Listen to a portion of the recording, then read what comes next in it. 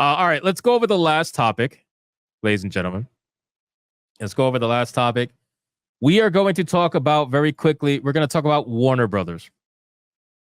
Warner Brothers, we got a headline from Bounding into Comics. Warner Brothers Games launches a new women and non-binary leadership program in order to upend the gaming industry's male-dominated characterization.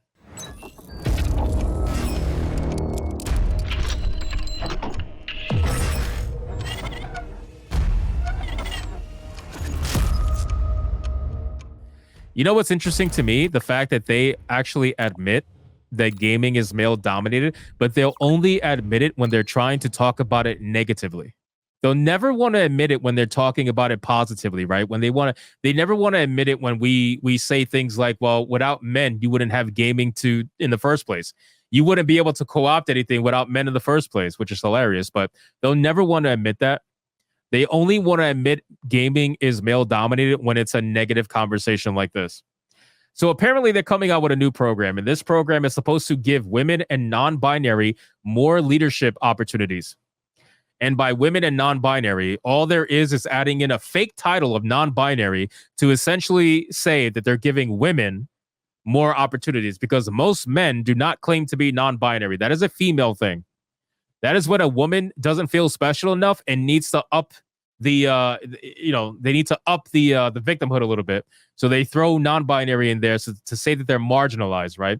Double marginalized, because women are marginalized apparently, and then you got to throw in non-binary. Now they're double marginalized. So it's just a constant grift on their end.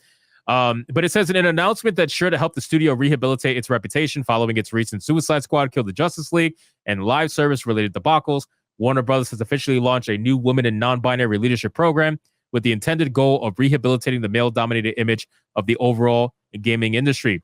Revealed to the public courtesy of built-in contributor Bridget Hogan on May 22nd, following the conclusion of its inaugural 6-month run, the leadership program reportedly engaged 25 women and non-binary leaders from across Warner Brothers Games. So they basically mean 25 women.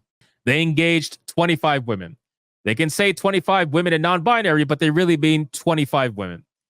11 global studios and global publishing and central teams with the goal of cultivating career development opportunities for underrepresented individuals within the gaming sector, elevating diverse voices to leadership roles, and shaping a more inclusive future for the industry. Now, this right here is a term that's being thrown around a lot, and I don't like it. I don't like it because it's inherently a lie, right? So they think that by adding in diverse voices, and by diversity, they mean skin color and ethnicity, right?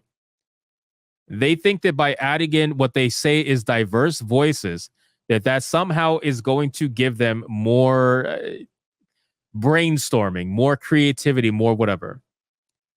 But what they don't realize, or what they do realize, but they refuse to actually tell you, is that the diverse voices that they're adding don't mean a fucking thing, because you can have an entire team that is super diverse in skin color, background, ethnicity, whatever, but it doesn't actually give you any more creativity if the diversity of thought is not there. The problem is that they're hiring diverse people that all think the exact same way. They speak the same way. They act the same way. They think the same way. They damn near eat the same way. Most of those motherfuckers are vegans, right? Like, they are not diverse in the slightest. All they want is the most superficial version of diversity there is, which are attributes that you can't actually control because you were born that way. They damn near look the same, even with all the diversity anyway, because they all want to dress up like psychopaths. So they're all NPCs, which is why what ends up happening is that they come out with these video games that they claim to be from diverse studios, and they all end up being garbage for the most part, because you don't actually have a diverse team. You don't have a team of people that think differently. Diversity of thought is the only fucking thing that matters when it comes to the creative aspect of gaming. If you don't have that, you don't have anything. That's just flat out. You're not going to make anything super different that you were already making. You're not going to think of anything super different that you weren't already making.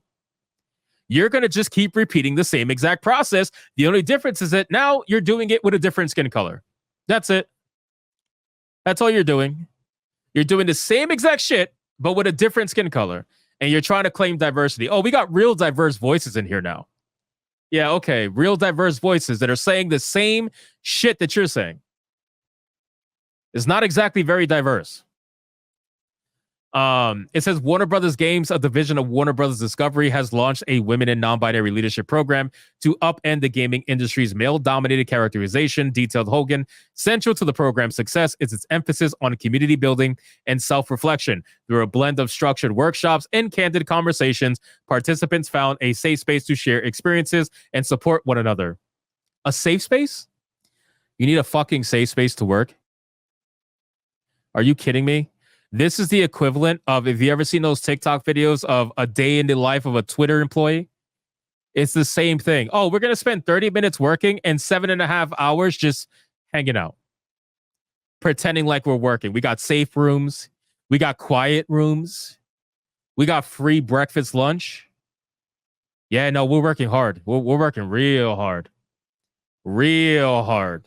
We got playrooms. We got an arcade. Yeah, that's real hard.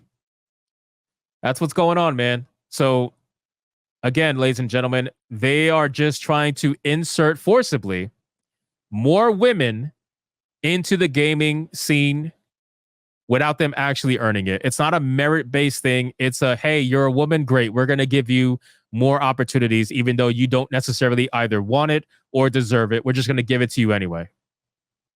It's fucking cringe, man. It really is. And then you got people out there like, well, you only think I got this job because I'm a woman. Yeah. Yeah, I do. Because you've openly admitted that that's what you guys do in the hiring process. So yeah, I do. Can you prove to me otherwise? You can't. Most of them can't. So that's just what it is, man. That's what it is. All right, ladies and gentlemen, hold on. We got a couple more super chats to catch up on. We got Sonia Lissette for a 5. Happy belated birthday to Jason Alator. His birthday was Friday. Oh, shout out to Jason Alator. Happy birthday, Jason. Let's make sure we all put in the chat, happy birthday, Jason Alator. We appreciate you, man, being a part of the Bigot Army. We celebrate birthdays here. Let's make sure we give a happy birthday to Mr. Alator. That is awesome, man. Shout out. Shout out. Let me see who we're going to raid tonight. Whose cheeks are we going to clap?